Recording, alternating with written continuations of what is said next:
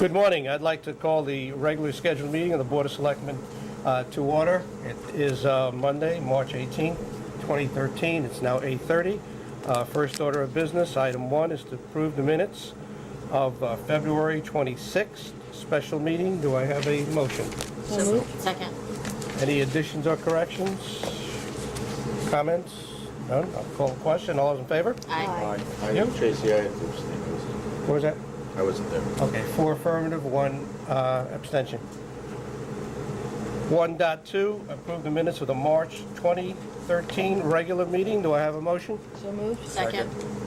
Any additions or corrections? I have a correction. Veronica? Yeah. Page 13, item 11, it's just a typo. The date for the dance is the March 23rd, not the March 3rd. Okay. Yeah, we would have had that already, right? Yeah, right. Okay. Any other additions or corrections, comments? Seeing none, all those in favor of approving the minutes as corrected? Aye. Aye. Unanimous? You vote? Yeah, aye. Okay. Public forum, limited to 3 minutes regarding any agenda item. Okay. Seeing no one, move on. Item 3, Finance Director, Sheila Villano. 3.1, receive monthly report from the Finance Director.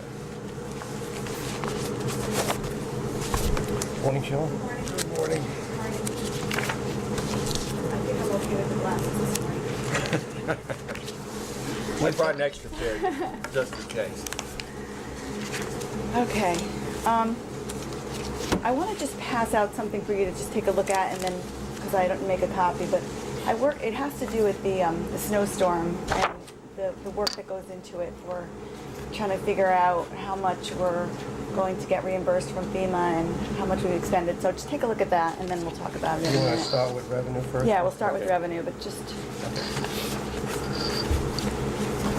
Is there a copy for each one, or that's? no, I Okay. didn't make, it's Okay. really, it's not complete. I just wanted to give you an Okay. idea of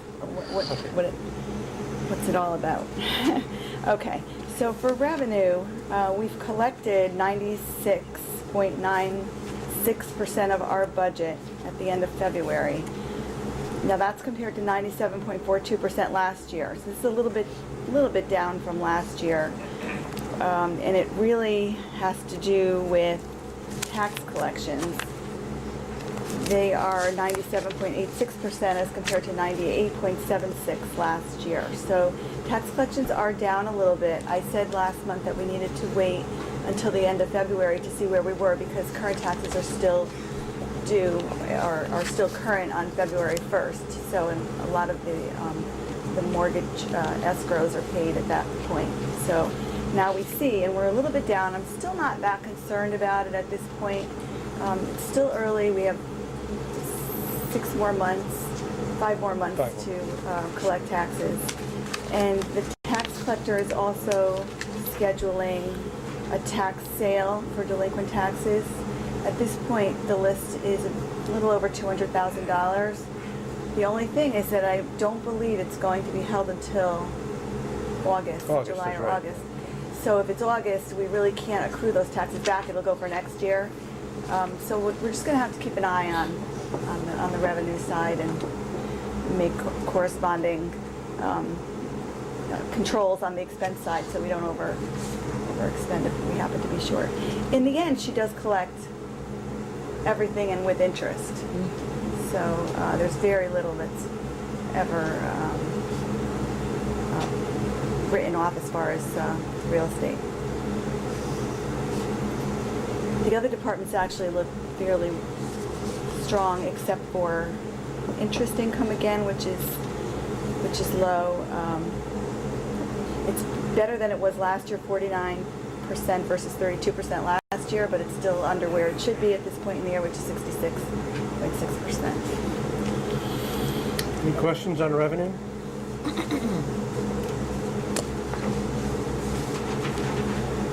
Okay. Expenditures. The town is at 74.5% expended versus 67.2% last year. And that's really due to the storms. 2 storms this year, Sandy, the hurricane, and the blizzard storm in February. So what we're trying to do right now is quantify the impact that the two storms are going to have on the budget, Yeah. and what we're going to hope to get reimbursed from FEMA versus what we're going to have to absorb in the budget. So what I passed out, I worked on the blizzard because it's actually a much smaller project than Sandy. Sandy extends the expenditures and the work extended for several months, Yeah. and it's several categories of what FEMA calls projects. It's not just debris removal, but it's emergency preparedness, and it's permanent work for damage that was, had to be repaired. The blizzard is just snow removal. That's it. And you could see all the work that has the details that go into it to try to figure out, to basically try to maximize our reimbursement from FEMA. Sheila, how about the rest of the budget for Public Works? Because we did have a lot of snow this year. Are we within the overtime budget they have, or we don't know yet? I mean, excluding this storm. No, what we really have to do is we have to look at the two storms and then back out the Okay, difference. And that's so what that's you're- what we're trying to do right now. Right now, if you look at your report, they're $35,000 over in Right. overtime. What we have created separate line items, and you could see it for each of the storms. So that's very easy to say. You could look for the storm, we call it Nemo right now, we're not really sure. I think it's just the storm of Blizzard. Blizzard of 2013. There's $130,000, I believe, expended in actual charges to that line item. Those were hard dollars that we paid bills for. That's not the payroll, okay? Because the payroll gets charged to the overtime line or replacement. Right. Okay. So what I've done is I've looked at this storm, and if you just look at the summary, Yeah, page, I can tell you what it says. And it could be worse than this because I'm still trying to quantify some of the overtime for part-time people. It's not completely finished yet, but we're at $186,000 for the whole storm.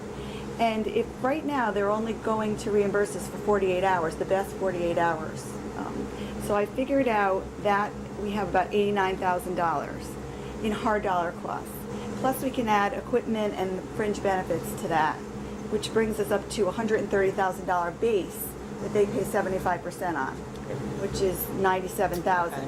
And that $97,000 that we could get back is against $186,000, which is the expenditures for the entire period of time, which was really about, I would say 8 days, 8 to 10 Yeah. days.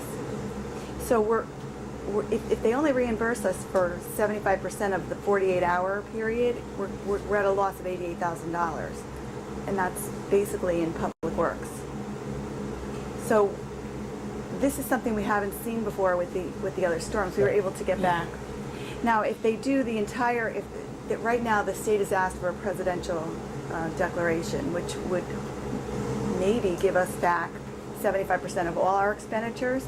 If that happens, we would see a positive cash flow of $4,200, which basically covers our equipment usage and the fuel. It's not really a profit. Yeah. Additional supplies, like Rose, Yeah. say something else. Yeah, the thing is with the presidential declaration, that's kind of a stretch. They don't believe they, meaning our congressional delegation, does not believe that's going to happen. Well, they're going to try. The governor has sent his application in and request, but it's kind of a long shot because we did not exceed the criteria that the FEMA has set. The worst we can get is the 48 hours reimbursement, which Sheila has explained to you. The best, of course, is the presidential declaration, that disaster declaration. We'll fall, hopefully, we're hoping to fall somewhere in the middle. And what's the middle? The middle is 72 hours, which the congressional delegation believes that we have a decent shot at this point. So that would bring your number up a little bit better, another 24 hours to your calculation, Right. which I don't believe we've talked about yet. But No, I mean- I asked Sheila to prepare the worst case scenario, and that would be the 48 hours. But I just want you to understand that of the previous storms, we were able to make up our 25%, and so our budgets were okay last year. This is a little different. If it's the 48 hours stays, we will see a shortfall, and I will do my best to make sure that I capture all of the equipment costs, because that's really the difficulty. You can see it on that Yeah. worksheet. You have to match up an employee to a piece of an equipment, and sometimes an employee works on more than one piece of equipment during the day, and then each day is different. So it's Particularly when you have breakdowns, that'll happen, too, and change of shifts. And I think this board all got a copy of a memo that I sent to department heads last week, telling them that now, at this point, we really have to hold the line and to be very careful about any discretionary spending from this point on until we find out where we're going to be, bless you, with FEMA reimbursement. That memo kind of speaks to itself. But you don't know exactly at this point, let's just assume, we're gonna get some money back, but just that aside, what the actual cost is gonna be to the budget. I mean, I know the money we're going back is usage of equipment, but then there's actual dollars, so. I know the actual She knows. dollars for Oh, the snowstorm. okay. It's $186,000 right now.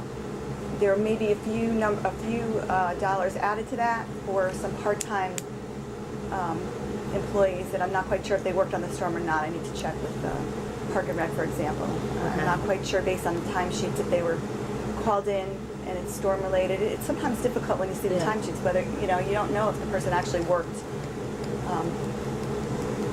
plowing or not. So I need to check on that.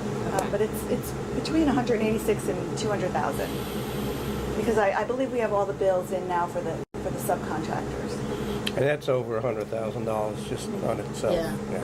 On top of the 186? Oh, no, it's included in there. Included. Yeah. Right, and the other thing that's not here that I need to get a better handle on is the material that we had in stock, the sand, the salt, the ice melt that we used, but we had already purchased, and that's going to go into this mix as well. We may have, paid for it in the fall, but we used it for the storm.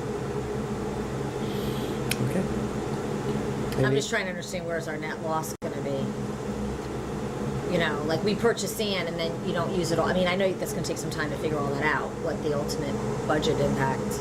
It is. That's why it's not quite as simple as just saying, No, here's no, the no. number, adding up a couple of bills. It's not, because some Really of it not. is. And this I one, get it. this is actually much, much more straightforward than Sandy, which I really can't even give this to you yet because it's so much more involved. That'll be next. We've been working on that. Well, surprise, surprise, we might have another storm tonight, so, Really? yes, it keeps Yeah. on going. But it does, I think it's interesting though, that it doesn't include your time and your department's time to keep track of this stuff. Well, it does in some, yeah, we are able to get some administrative costs out of it. Very little. And they actually tried to cut back on the administrative costs for Irene, but I think I won that battle with them. Keep So we fighting. did, yeah. It's a fight. Well, again, this is the 5th FEMA filing we've had in the last 3 years. So Sheila's gotten extremely proficient at it, and she's, very knowledgeable. But not a it's a skill you have.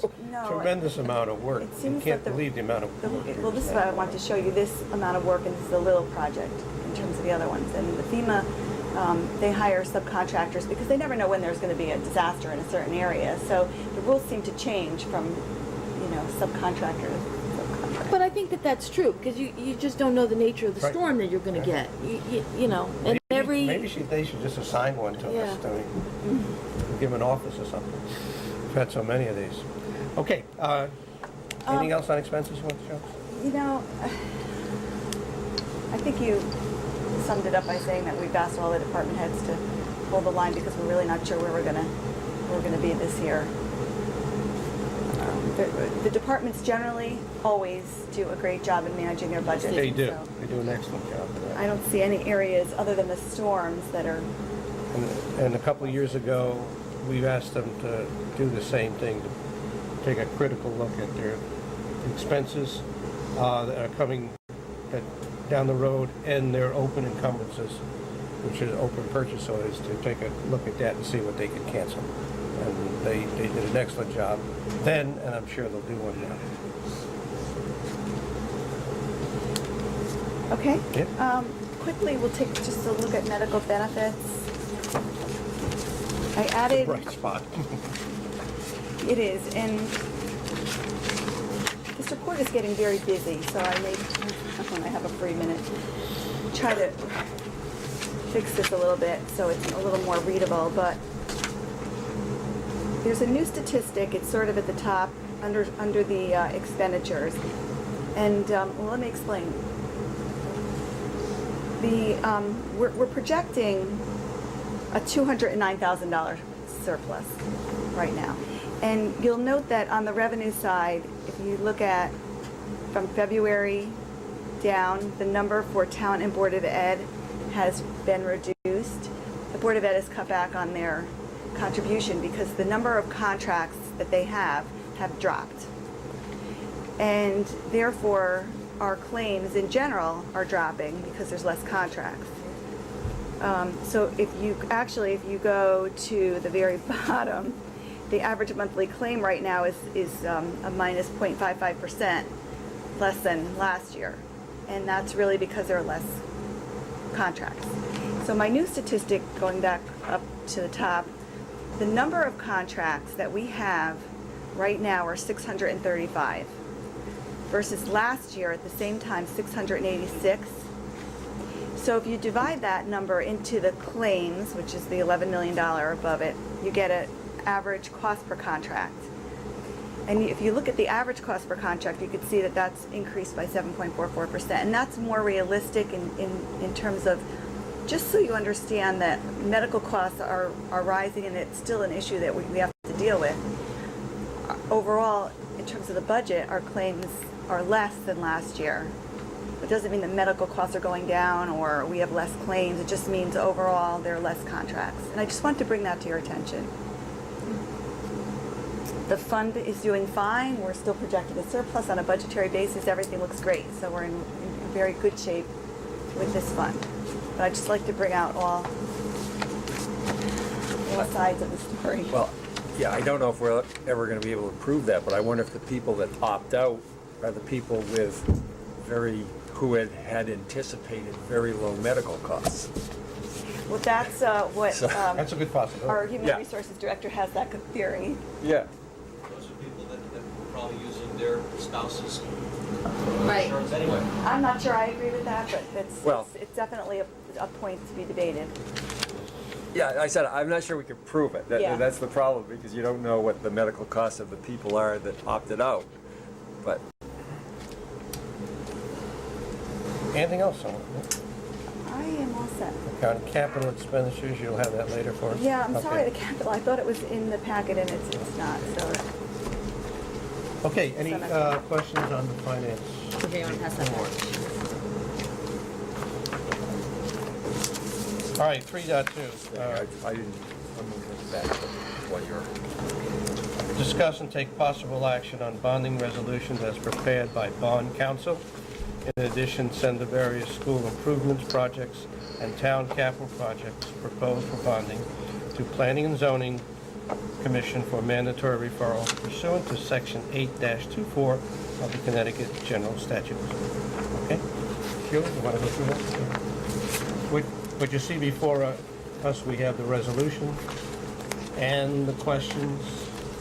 And do you want to comment on this at all, Sheila? I can, I don't have that in my packet for whatever, oh, you know, it's All right, probably Ken. in the Board of Selectmen packet, Okay. which is back at my chair, that's okay.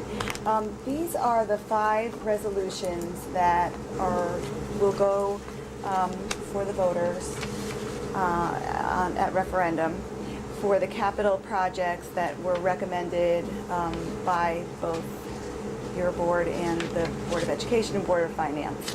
So what happens here is you have to do 2 things at this meeting. You have to adopt the resolutions for the capital projects, or the appropriating ordinances and bond borrowing authorizations. And they're approved subject subject to Board of Finance approval tonight, because really it's supposed to be Board of Finance approves first, but you always meet first. So you adopt them based on Board of Finance approval tonight. And then you'll set the date of the town meeting, which is the next, we'll set that together. That's the second item. We have to Okay. consider, okay? All right, is there any questions, comments? So we need a motion to approve the 5 bonding questions, and there are 5. So moved. We have to do them separate, or can we do them? No, we can do it You together. go off, Okay. Gary moved it, I You seconded it. second it. Any discussion? Okay, now this is subject to Board of Finance approval tonight. Pam?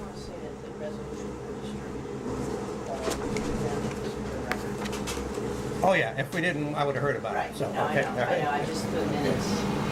All right, is the motion before us? All those in favor of the motion? Aye. Unanimous, thank you. All right, now we have one more piece on the bonding, and that's the consider and take possible action on the notice of the annual town budget meeting and budget referendum. The budget, we have the town notice in front of you. The budget meeting will be April 2nd, 2013, and the referendum is 7 days later, which is April 9th, 2013. I need a motion to approve that. So moved. Second. Any comments, discussion? No. All those in favor? Aye. Unanimous. Okay, Sheila, thank you. Item 4, Town Engineer Jim Portley, discuss and approve new vendor for e-waste disposal from transfer station, subject to in-house council review of Covanta contract. Pam, you want to join us on this one? Good morning, Jim. Good morning, Jim. How are you? All right. Thank you, sir. You're welcome. Good morning. Portley's joined by Pam Millman, our town in-house counsel and purchasing manager. Morning. There's a letter in the packet that's self-explanatory from We Recycle. They decided that they weren't going to apply to become a covered electronics recycler. I guess it was an economic decision. So we're faced with choosing somebody new. Got 2 proposals, basically unsolicited. One was from Covanta. They have a division that's called E-Covanta. They submitted a proposal, and the second proposal we have is from an outfit called Take Two. These folks they actually started We Recycle, sold it off to a larger corporate entity, and now because We Recycle is no longer going to operate in Connecticut, they started back up again and connected themselves to a certified electronic recycler. And they would propose to just continue on the operation as it exists. And looking at the 2 proposals, however, I think that our best interests are served by going with Covanta. They understood that all covered electronic devices are recycled at no cost to the town. Televisions, computers, that kind of stuff, monitors. There's no cost at all other than us to maintain the recycling operation down at the transfer station. We have several gentlemen down there work all the time, but we have no cost for getting rid of this material or for transportation. It's all part of the state statute. There's a number of items that are delivered there that we do recycle, light bulbs, batteries, and so forth, and there'll be a charge for that. The advantage with Covanta is that they will offer us a very slight rebate for the covered material that will help defray the cost of the disposal of the universal waste, as they call it, the things that are not covered. It's not a big dollar one way or the other. I think what we can hope is that whatever that we do get as a rebate, whether it's the computers at 4 cents a pound, or the monitors at a penny a pound, that'll help defray the cost of the disposal of the fluorescent light bulbs and so forth. We don't really take all the stuff that they list here. We only take basically the light bulbs and the small batteries. Did we get a rebate from the old company? No. So it's pretty much going to be a wash in my mind. So We do have this relationship with Covanta. I think it's worked very well since we started.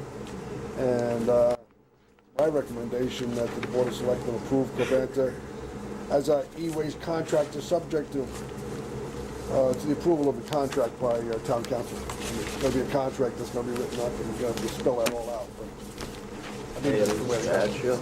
Yeah. I'll move that. I have nothing to add on that. Okay, motion's been made, is there a second? Second. All right. Any discussion? Gary? Just a quick question. All this packaging and stuff is irrelevant to us. We don't do any of that. Okay. That's nothing we can do about. Okay. I don't know, Pam, if you know the answer to this yet, but assuming we approve Covanta, as the motion is on the table right now, would you then have this coincide with their main contract, or? I think that the proposal was a 2-year deal. 2-year You deal. 2 year, suggested, yeah. and our current contract with Covanta is 5. Yeah. But I could foresee what we would do is, I have to check the entity, the legal entity. If we're dealing with the same legal entity, then it might be an amendment to our existing agreement, be simpler that way. And it, it can have a different term for that It can. particular Okay, area. Yeah. okay. And then you would have to bring that before this board, the amendment? I think what you can do today is approve entering into the contract with Covanta, subject to my review and authorizing you to sign it. And I don't think you would need to bring it before the board again. Okay, I can put those limitations on my motion. you will, okay. Who seconded? Gary? Okay, right. Yeah. Any further discussion? The rebate, do you have any idea on how timely it is administratively to go after the money? I mean, who's going to keep track of it? How are we going to do that? We get monthly reports on how much material is recycled. They are required by law to do that. So we recycle has given us a printout every month. It's not always, at the end of the month. It may take the second month, but we get a timely report on how much material is actually recycled. So it wouldn't be that kind of a situation. I'm not concerned about it. We're not talking about big dollars. No, but good money. Well, and we're not gonna pay them for anything that's universal waste until we get. So you take the one hand and you go with the other. Okay, anything further on that motion? Seeing none, all those in favor? Aye. Unanimous. Thank you, James. Well, Pam, you might want to stick around. Can't let you off that easy. Come on. Okay, item 5.1, Park and Recreation Director, Rick Maynard, consider and take possible action on award of bid 37-1213, Parks and Recreation Sports Equipment. Morning, Rick. Morning. Yeah. Morning, Rick. So every year we order sports equipment like baseball bases and tennis nets and soccer nets. And this year, because of the Hurricane Sandy, we lost soccer goals and field hockey goals, so our order is bigger than what it normally would be. So with Pam's suggestion, we put it all together in a package in a bid, and the low bidder was J-Pro Sports out of Waterford. Get $14,137.40. We're expecting to get some reimbursement from FEMA. It's up to 75%, I believe, that they reimburse. So of the 14th, and also the high school usually pays for some of the bases that we order. I'm going to, go to youth soccer and see if we can get some assistance with the soccer goals. So of the 14,000, I'm expecting our net cost to our budget is going to be probably around $2,000 to $4,000, somewhere in there, depending on what I can negotiate with youth soccer. The other thing that isn't here had nothing to do with the storm is the basketball backboards at Adams outdoor courts they're in bad shape. They're all rusted, and we're going to replace those. And so that I'm going to take out of the program account. So that won't actually come out of the budget. So I think somewhere, again, depending on how much I can negotiate with youth soccer, will be somewhere around $2,000, $4,000 out of the $14,000, our net cost. And again, depending on what FEMA reimburses. But I'm sort of counting on 75%. I'll move the award bid number 37-1213 in the amount of $14,137.40. Second. I have a question. Rick, what do we normally spend on sports equipment a year? Probably the 2,000 range. 2,000. Okay, so this is like for 7 years? Well, bases we have to buy knocked over. That should last a long time. When was it? Remember the last time you bought? Oh, boy. Well, it might have been maybe 3-4 years ago, but the soccer club bought some. We didn't buy them that year, they bought them. It's been a while since we actually purchased soccer balls. Yeah, I think I vaguely recall doing an approval for a bid for, it came before the board, so it had to be within 3.5 years. So I know some of the money will come out of FEMA, well, we'll get reimbursed, but will the remainder money come out of the program funds? Yes. Okay. Yeah, well, some out of the budget, because we have money in the budget, for Okay, like the in the baseball budget, bases, you know, the but program, the basketball okay. backboards, we're gonna take that out of the program account. All right, I'm good. Okay, so this, sorry, Gary.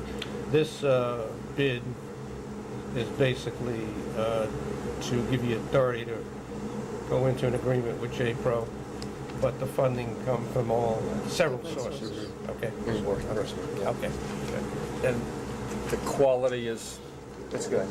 Yeah. do you put specs on the quality of what We, you buy, we or is spec'd it? it, I can't remember what the warranty was, but, excuse me, we wrote up specs. It didn't just say soccer balls. They had to be a certain mil thickness of the metal.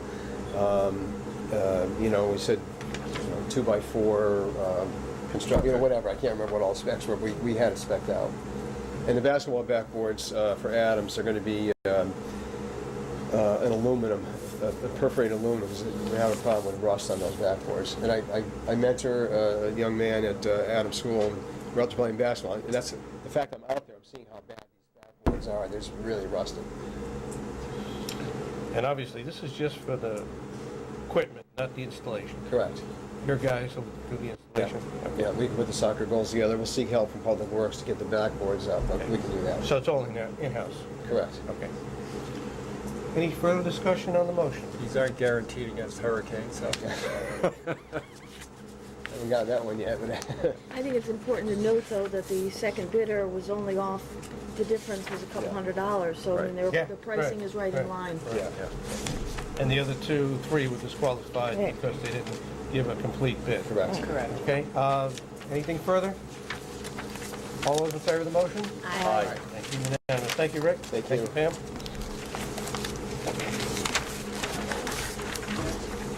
You're gonna hang around for a while? Okay.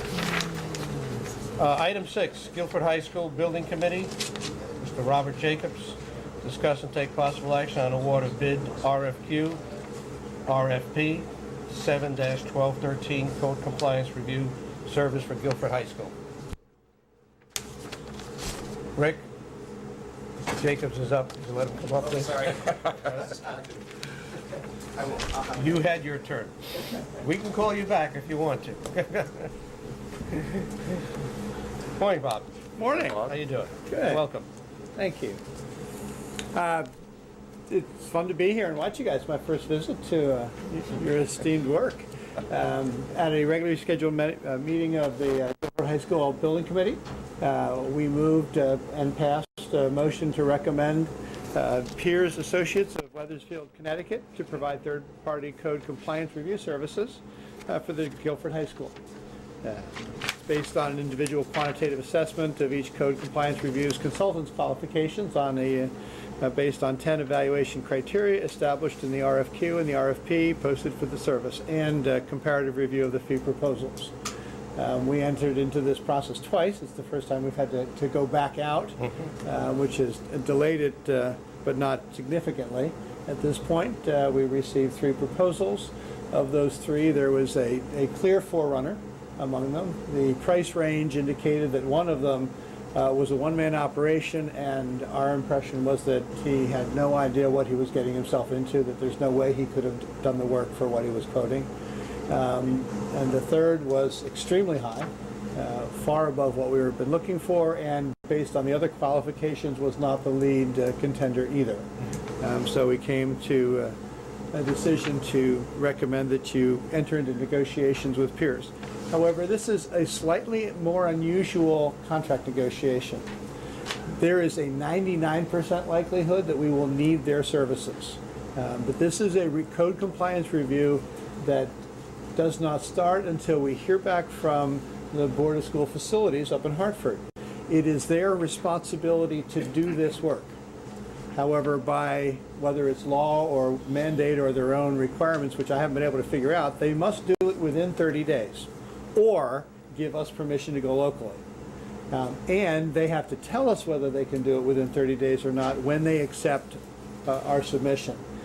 We have submitted it, and there's always parts that have to be resubmitted because they have to figure out exactly what they want us to go change, improve, or whatever before they actually accept the submission. That will go back to them. It's supposed to go back to them this week, at which time they have, I believe it's 24 hours to tell us how long it will take to review.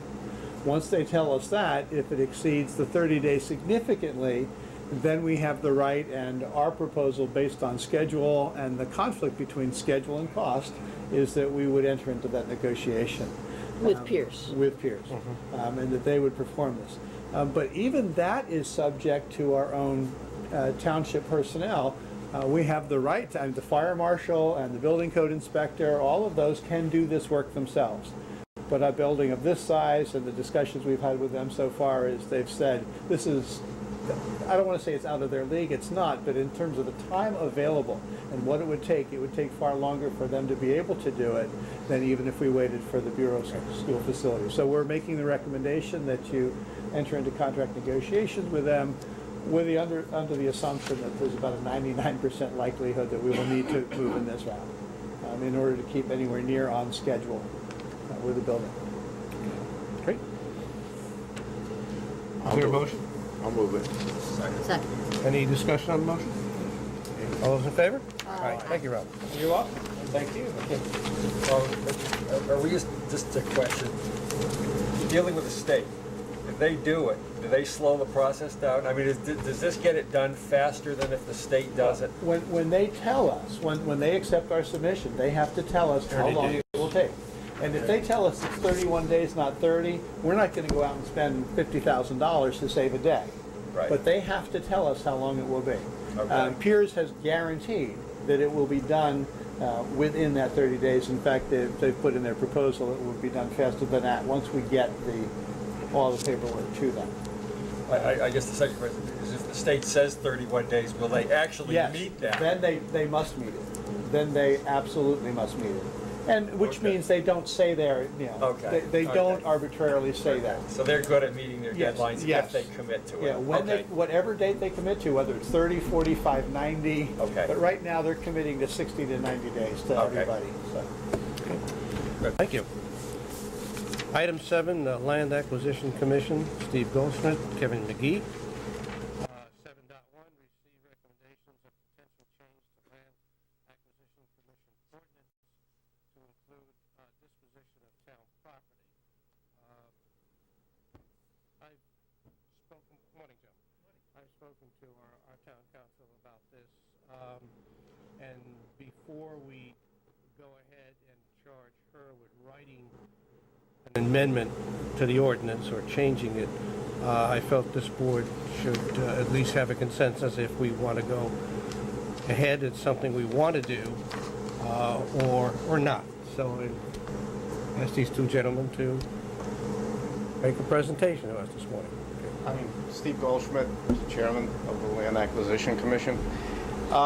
This came up kind of in a strange way about 2 years ago, because on the website it did say we had the powers to review dispositions of property, and during the discussion we found out that in fact it was not in the charter.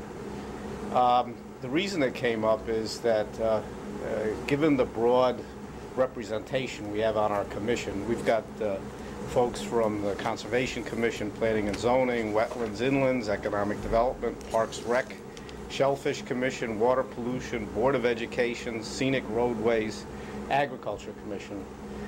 And so it's kind of a clearinghouse for all of the discussion about either town properties that we have or town properties that people have an interest in acquiring. And because of that broad representation, because of our view of the town properties and their potential uses, the discussion got into, why shouldn't this group also potentially look at dispositions that the town is thinking of making, and making sure that by reviewing this this with this broad group of people, that in fact there is no use for which the town should retain that property. And that was the genesis of writing the letter. We can only make recommendations, we don't make decisions. Of course, the Board of Selectmen makes the final decisions, and then some of them have to go to town meeting as well. So it's a matter of another spot to review if the town is interested in making a disposition of a property, whether or not there is a historical need to retain that property. In other words, something that goes way back, why we got it in the first place. Is it proximate to something else that we own or want to own? Is it in a sensitive area from an ecological point of view? And because, or does Park and Recs have some reason why they were looking at it over the years or whatever? And so that's the reason that we recommend that the charter be revised to allow that review by our commission. I'm assuming that by properties you strictly mean parcels of land, Parcels of land. not town property. No, it's parcels of land. Maybe you might want to change that to like, number one, it says prioritize parcels of land. I mean, properties, to me, you know, I just, what are they gonna do with, you know, buildings and lawnmowers and stuff? We mean the proper, we mean parcels of land, but we have had come across our desk parcels of land that have town buildings on them. And the question have come up, but I don't know how. So, however it should be defined so that it could cover that instance too, because there may be a parcel of land the town owns with a building on it. I would clarify it somewhere. We're talking real estate or somewhere. Correct, yeah, you're not looking at like a set of mower or something like that, you're looking at. We're looking at. Well, I assume that, but But don't you Even just, so, if you, real estate, to me, is also buildings. well, that's the issue. You know, And are we going to? I don't know if I'm totally on board yet, gentlemen, with giving the land acquisition this authority or review. I think we can do it as a case-by-case basis, but I don't know if we have to go through a rewrite of an ordinance to do that. Because there are, like you just brought up, there are instances where it doesn't involve land. Well, yeah, we're looking at, it said if you want to change the use of, the perfect example is the old daycare center next to the library. Land acquisition won't get involved of who's going to be the next tenant in that building. That's the Board of Selectmen's right. But if that property was a separate piece of property separate from the library, it has a building, but the town wants to get rid of it, it's a prime example of why this group's helpful in looking at the need for that property. If for some reason the town wants to get rid of it, but the Board of Ed sees a need for it for a remote storage or a remote office or cold storage for products, it's something that this group has all the different representatives for, say, hey, before we pass this up to the general public for this piece of land, we want to make sure that all our town boards and stuff had a chance to evaluate it before it gets passed off to the board, to the town, or out to bid for the general public to take over that piece of property. But don't you think that's the, I'm sorry, no, don't you think that's the responsibility of this board? Of course. But again, there's no act, they can't take an action, they only make a we only recommendation. but I guess what I'm saying is you do that anyway. Like, why do we need an ordinance to say that when we review something, then we'll pass it to the land acquisition to then further review? I mean, why do we need We an don't ordinance? have the authority to review. But we've been doing this that posi- anyway. Not, well, Yeah. maybe You you would would have the We authority. have the This board authority voted because to we do it. designate it. Like we, you know, we can always set up a committee or whatever. In this case, we have one, so we would delegate it to you to review, just like, for example, we did the glass property. I mean, you guys review, and I don't see why you need an ordinance to do something we're already doing.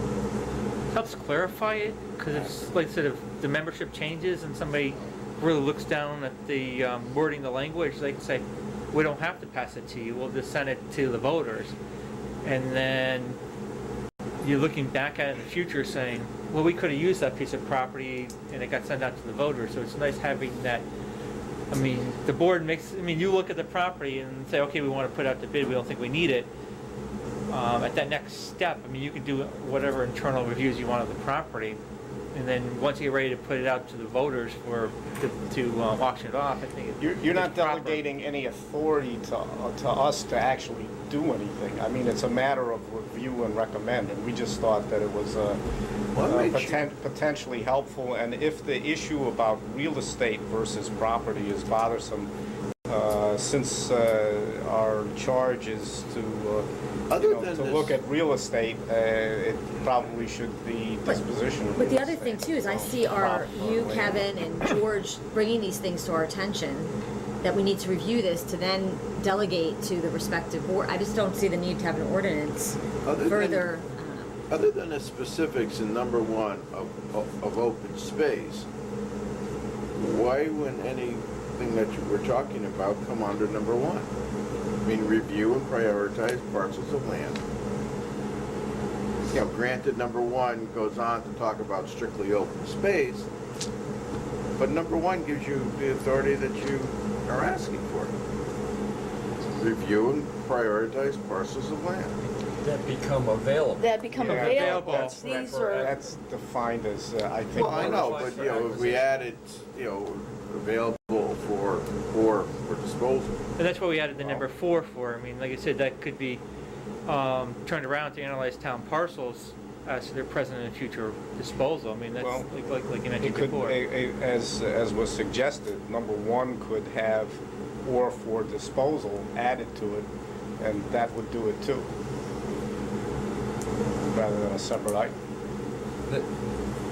There are, you probably know the exact, there's over 250 parcels of land that the town owns. Many of which we probably shouldn't, but they've been acquired over Right. the years through tax auctions or whatever. I agree with the logic of having all of the boards review it, and Yeah. it's probably a good clearinghouse. But to jump to an ordinance requiring it is, I gotta be convinced a little bit. I mean, I'd rather see it more done as a policy within this office to say, here's a mechanism for review, and then, you know, this policy is given to board members to say you're part of this process. This is part of your duties in serving on the land acquisition board, is you may from time to time be delegated these responsibilities, and or to department heads to say this should be included in the process. And I do understand where you're coming from, Gary. You and I talked about the properties. I just don't see this rights. I think it'll confuse things more to have an ordinance than to clarify it. That's my concern. I think it's I guess okay. You hit. I guess the question, does it have to rise to the, what you're saying is, does it have to rise to the need to be an ordinance, or can Right. this be just designated Right. by the selectmen? Or even a policy. I mean, you guys probably, do you really care whether it's an ordinance or a policy designated? I mean, I guess maybe the Pam can weigh in on issue it. is if that's done in a way that it's recognized that if a property that the land acquisition hears about that hasn't been delegated to us, do we have any right to ask the selectmen to let us opine on it because we have an opinion that hasn't yet come to the table? I don't know how that works. If it's formal, that if we ask that, then it would happen. It doesn't fine, have to but, be formal. You can, anybody can approach this board and to request whatever. Dispose of land. I guess I'm just asking a legal question. Let's say we hold a meeting and somebody puts a piece of property on that is in the process of being disposed of. Yeah. Someone on that group convinces the group that we ought to make a recommendation to the selectmen not to do it. Come right to, I would Yeah. come expect- right here. Yeah, I would Come right always here. make a It's recommendation. something that I don't think we have to put into legislation. Because it's not binding either way. Yeah.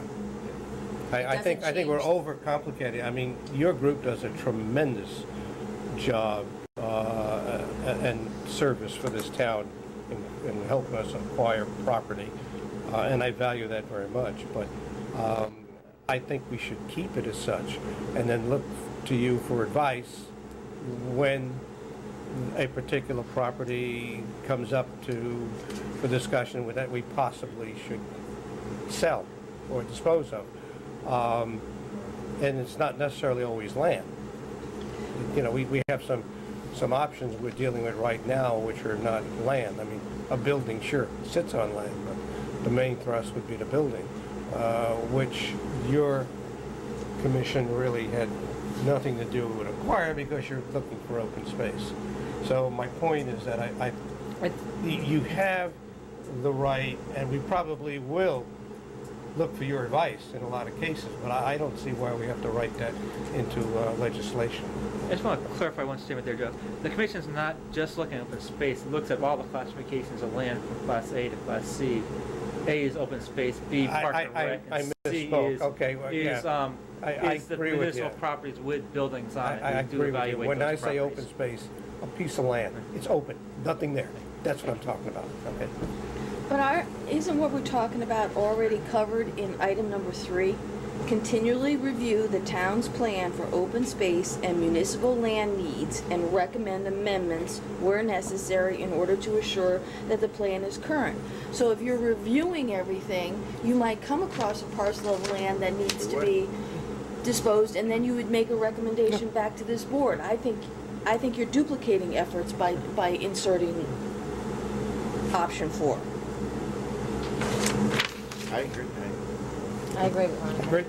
Yeah, having sat both on this board and as a former chairman of the Land Acquisition Commission, I can't recall any significant land decision that the commission didn't communicate with the selectman's office. Or vice versa. Or vice versa. So, I mean, the relationship, I think, is pretty set. I think we can make a recommendation that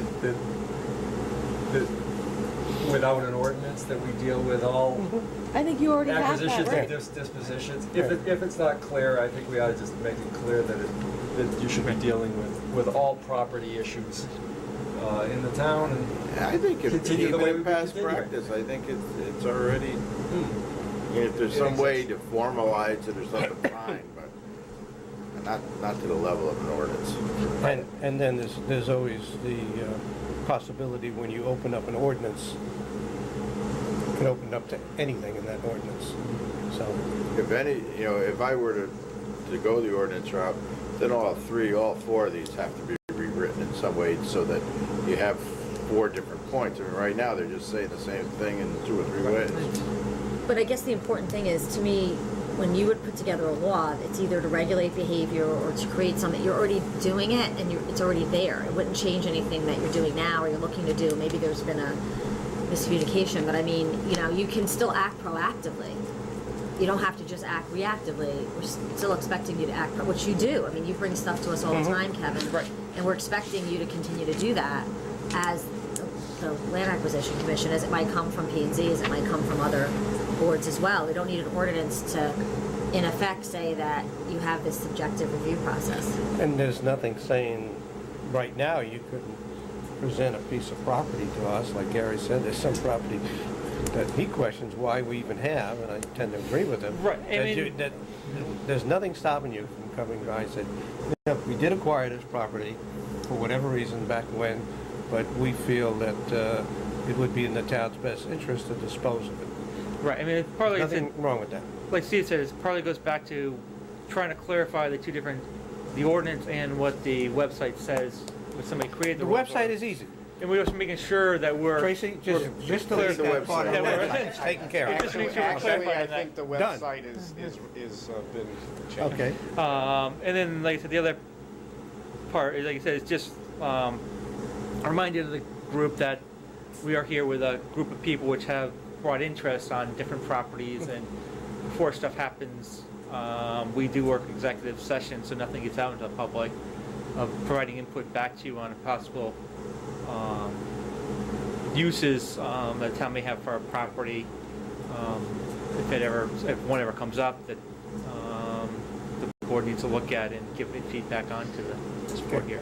The minutes will show some sense here of what you folks concluded, and I suppose to some extent we can rely on that if we ever had an issue. Can I suggest that we just offer a simple resolution that Go right ahead. endorses the activities of the Land Go Acquisition right ahead. Commission Yeah. and suggest that they review both acquisitions and dispositions as appropriate and communicate Yeah. That's The fine. Selectman's I agree. office. I'm fine. Gary? Is there a second to that? Second. I Did second. something close to that, Tracy? And the minutes will reflect that, Steve. Okay. Fine, right? Any discussion on that, Gary's proposal? Okay, all those in favor? Aye. All right, thank you, gentlemen. Thank you. Thanks, guys. Item 8, Register of Voters, Luis Graver, Gloria Nimchuk. I just see Gloria here. Come on up, Gloria. Receive, where are you? Discuss and take possible action on the Register of Voters Emergency Contingency Plan. Good morning, Gloria. How are you? Morning. Good morning. This is something new, right? Yes, this Okay. started in 2011, maybe around Irene and when Denise Merrill took office.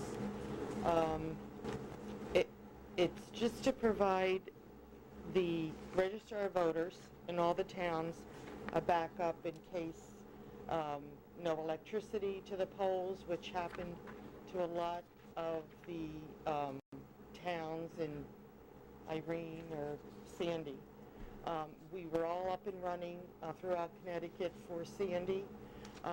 What the Secretary of State's office wanted us to do, they gave us a emergency plan.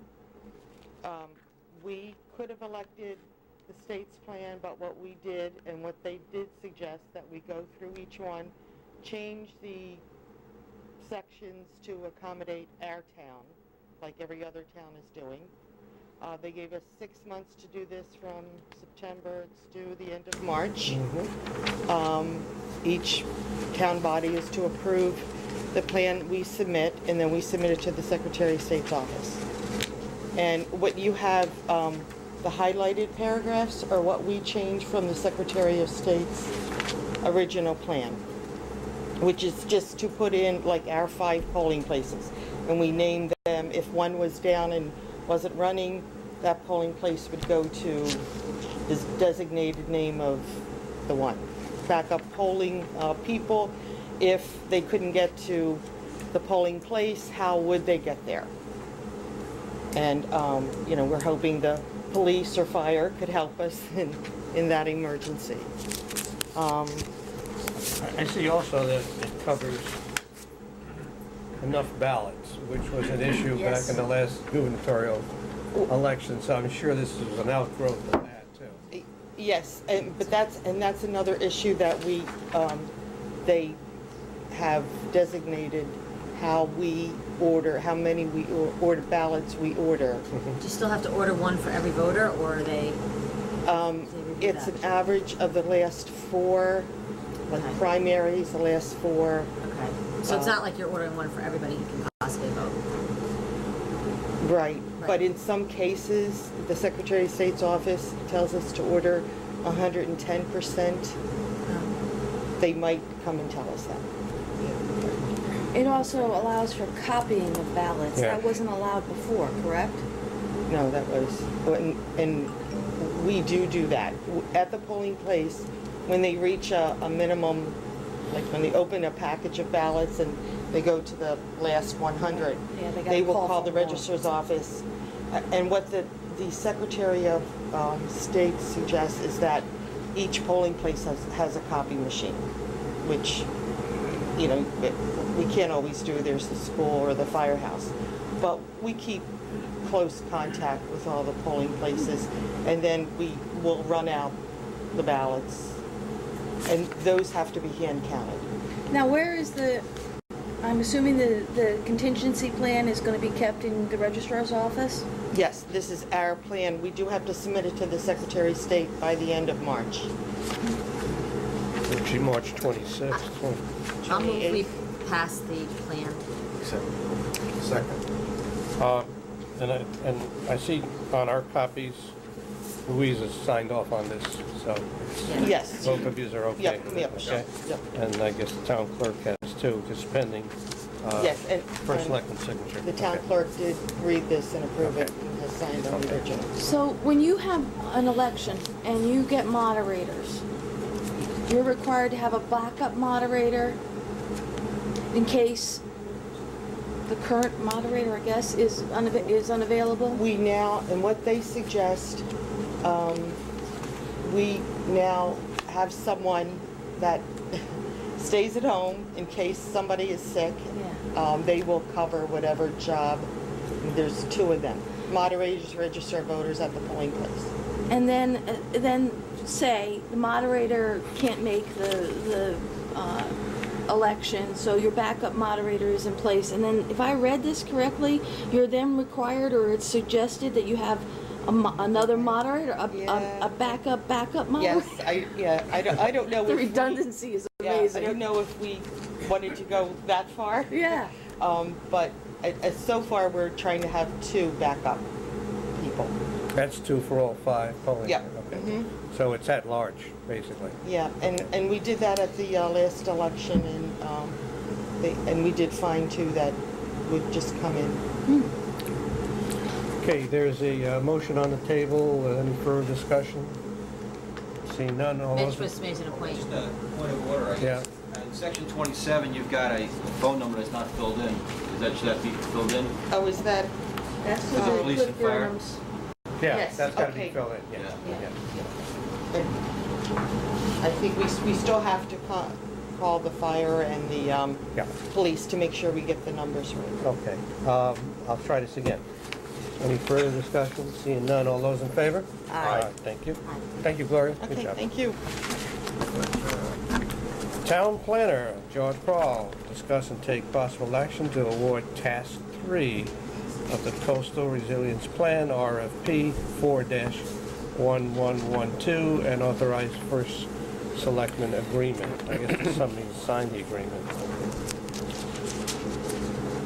Good morning. Good morning. All right. So this is a That explains it. continuation of... Yes, this is phase 3 of the, and the final phase of the coastal resiliency plan that we've been working on. Phase 1 and 2 are completed. We were required, because we had 2 separate grants from NOAA, to have 2 separate contracts with our professional service provider, Malone and Bruin. They've done an excellent job with phases 1 and 2, and we'd like to continue with them in phase 3. We do have the grant from NOAA to fund these services, and the form of the contract is exactly the same as the previous contract we had, so we'd like to ask you to authorize the first selectman to sign this contract so we can move forward and complete this project. So the 2 versions we got over the weekend are exactly the same? I'm not sure what you received over the weekend. It got was 2 different bonds. Task 1 and Task 2, the Task 2, contracts. yes, yes. They were the 2 different contracts. On George's, attached to George's letter, you'll see right. on the cost proposal. So, George, the Yes, sir. grant covers the total $35,000, is that right? Mm-hmm. Okay. I move that we Section 25. award RFP 4-1112, Task 3, to Malone and McBroom of Cheshire, Connecticut, in the base amount of $14,250. No, that's the No, no. first, that's the contract we've already 10,750. completed. My apologies, Yeah. $10,750, yep. And as long as we're correcting numbers, it was $25,000, not $35,000. Thanks for the That's, correction, guys. just to make totally clear, that's the amount of the grant, that's the amount of that's the total amount for professional services. There are in-kind services provided by town staff, by Nature Conservancy, by Yale Urban Ecology Laboratory, making this a much larger project. But the funds that the town will pay Malone and McBroom are represented by the amount you just heard of. Okay, and that's all And that's covered by the grant. 100% grant So I'll money. second Yes. Veronica's motion. Okay. Any further discussion or questions for George? All those in favor of the motion? Aye, unanimous. Thank you, George. Okay, item 10, appointments and resignations. I just have one resignation, act on a resignation received from Robert Monty from the Economic Development Commission. Do I have a motion? So moved. Second. Okay. All those in favor? Aye. Item 11, a request for the use of town property. Have 11-1 through 11-6. Do I have a motion? I would move that we approve the 2 use requests and the 4 sign requests as listed Second. on the agenda. Second. Any discussion? All those in favor? Aye. Aye, thank you. Folks. Item 12, correspondence, you'll find two reports. One is the building official's monthly report, and the other report is from the Public Works Department. Just hold on to your seat, you can see the overtime. Yeah, I did. It's reflected in the numbers, and it is what it is. So again, the guys did an excellent job, along with Park and Rec. Park and Rec is part of that snow removal contingent also. Any questions? Okay. Moving on, committee. So Joe, I have I'm sorry. another correspondence. Go I right think ahead. everybody received about Earth Hour, March 23rd. So there evidently this Saturday, March 23rd at 8:30, thousands of cities around the world will go dark for 1 hour. Sort of as save energy, so encouraging residents to do that. I received this from Justin Paglino, who's a professor at Yale. And he's also encouraging that the town consider it, so I'll just throw that out there to John. I don't know if the Energy Task Force looked at this at all. I don't know, I wasn't there last time. As something, maybe, Gary, you could have them look at it and maybe encourage, just save energy. I mean, I don't know that many town buildings are used Saturday morning anyway at 8:30, but 8:30 a.m. or p.m.? PM. PM. Okay, no, we don't have any. That's what I mean, yeah, so I bet I'll throw it out there Except our anyway. emergency services, and I can't dim the lights there, unfortunately. No, of course not, but I just throw it out there. Casey building is not a, 30 p.m. on a Saturday night? That's what it says, yeah. I'm just going by this. I think it's Earth Day. But even, you know, I think It it's is, it because, you know, also people may turn off their TVs, Yeah, no. go by candlelight, you know, way to save energy. Yeah. anything further on correspondence? Okay, you all received a letter, I believe, from Mr. Ikovic regarding the potential construction of a kiosk on the town green. Where is that proposal right now? It's still before the Green Committee. Nothing further. Committee reports? Anybody have anything to report? No, but I just want to say I had my energy audit. So Wasn't it worth it? It was great, and I want to encourage all the town citizens to do it. And the one thing I have to say, they were extraordinarily professional, extraordinarily diligent, and I just was very pleased. So Yeah, we had it done a couple of years ago, and it's fine, except for the light bulbs they leave you with, but I'm not going to go there. no, But those light bulbs are better than they were when they originally came out. yes. They burn out quicker than the incandescent Yeah. one. Charlie, you're the last one. You have to schedule, you have to be there I know. for April vacation. They made the calls, but you gotta be there. Any old business? I have none. Work. Anybody? Okay. New business? Nothing we haven't discussed right now. Okay, public forum. Let's see. No one wishing to address the board. Item 17, discuss and take possible action on a request to donate additional sick time for a GEA employee. An executive session will be required. I need a motion. So moved. Second. And to that motion, I want to add, we'll invite the Public Works Director, Finance Director, Human Resources Director. Okay, all those in favor of the motion? Aye. Thank you. Wait, did Mike, you want- we'll be back for a vote. Okay. Question. Okay, I entertain a motion to come out of executive session? So moved. Second. All those in favor? Aye. Is there any other business? I'll move that we allow the members of the GEA to donate sick time to a fellow employee. Second. Any discussion? All those in favor? Aye. Thank you. Any other business Move coming we from the adjourn? board? That's the only one we need. Is there a second? Second. Okay, all those in favor? Aye. Thank you, everyone. Should we just It's, insert it to see 10 if that's through June 30th? 9:55, Mike. Well, oh, all right, I guess so. Can we insert it? The donation is until June 30th? Yeah. We didn't